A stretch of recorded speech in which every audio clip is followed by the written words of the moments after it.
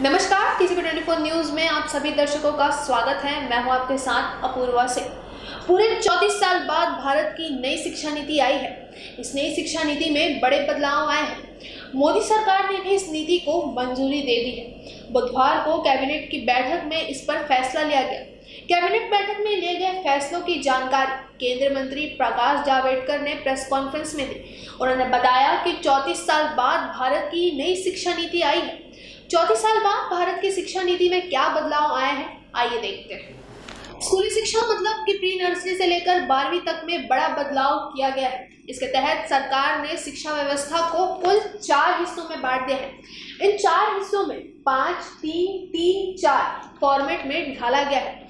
इसका मतलब है कि अब स्कूल के पहले 5 साल में प्री प्राइमरी के 3, प्री नर्सरी, नर्सरी और एलकेजी और कक्षा 1 और कक्षा 2 शामिल होंगे। इस फाउंडेशन स्टेज कहा गया है। फिर अगले 3 साल को कक्षा 3 से 5 की पढ़ाई होगी। इसके बाद में अगले 3 साल मध्य चरण कक्षा 6 से 8 और माध्यमिक अवस्था के 4 वर्ष कक्षा 9 से 12। इसके अलावा स्कूलों में कला, वाणिज्य, विज्ञान स्ट्रीम का कोई कठोर पालन नहीं होगा।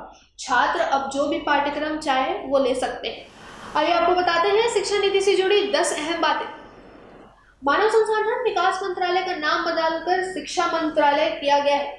केंद्रीय मंत्रिमंडल द्वारा स्वीकृत नई राष्ट्रीय शिक्षा नीति के तहत एमफिल पाठ्यक्रमों को बंद किया जाएगा। बोर्ड परीक्षाओं के लिए प्रस्ताव नई एजुकेशन पॉलिसी में है। बोर्ड परीक्षाओं के महत्व को कम किया गया है। इसमें वास्तविक ज्ञान की परख की जाएगी। 5वीं कक्षा तक मातृभाषा के निर्देशों का माध्यम बनाया जाएगा। रिपोर्ट कार्ड में सारी चीज़ों की जानकारी होगी। अभी हमारे यहाँ डीएमडी यूनिवर्सिटी, सेंट्रल यूनिवर्सिटीज़ और सेंट्रल लोन इंस्टीट्यूशन के लिए अलग अलग नियम हैं। नए एजुकेशन पॉलिसी के तहत सभी के लिए नियम समान होंगे। देश में 45,000 कॉलेज हैं। ग्रेडेड ऑटोनॉमी के तहत कॉलेजों को एडमिनिस्ट्रेटिव, एकेडमिक और फाइनेंशियल ऑटोनॉमी दी जाएगी। क्षेत्रीय भाषाओं में ई कोर्स शुरू किए जाएंगे। वर्चुअल लैब्स विकसित किए जाएंगे। एक national educational scientific forum NETF शुरू किया जाएगा। हायर एजुकेशन में कई सुधार किए गए हैं। सुधार में ग्रेडेड एकेडमिक, एडमिनिस्ट्रेटिव और फाइनेंशियल ऑटोनॉमी आदि शामिल है। सरकार ने शिक्षा नीति को लेकर 2 समितियां बनाई थी। एक TSR सुब्रमण्यम बनाई थी और दूसरी डॉक्टर के कस्तूरी रंगन समिति बनाई गई थी। केंद्र सरकार ने उनके सुझावों को नई शिक्षा नीति में ध्यान रखा है। हायर एजुकेशन में 2035 तक ग्रॉस एनरोलमेंट राशियो 50% हो जाएगी। ऐसा केंद्र सरकार का अनुमान है और इसी को ध्यान में रखकर ये पॉलिसी तैयार की जा रही है। इस शिक्षा नीति के लिए बड़े स्तर पर सलाह ली गई। 2.5 लाख ग्राम पंचायतों, 6,000 ब्लॉक्स, 636 जिलों से सलाह ली गई है।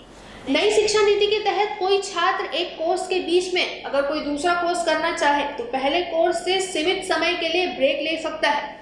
आइए अब जानते हैं नई शिक्षा नीति के कुछ खास पॉइंट्स। हर छात्र की क्षमताओं को बढ़ाना देना प्राथमिकता होगी। छात्रों के लिए कला और विज्ञान के बीच कोई कठिनाई, अलगाव नहीं होगा।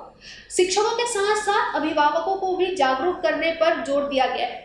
वैचारिक समझ पर जोर होगा। रचनात्मक और महत्वपूर्ण सोच को बढ़ावा मिलेगा। नैतिकता संवैधानिक मूल्य पाठ्यक्रम का प्रमुख हिस्सा होंगी।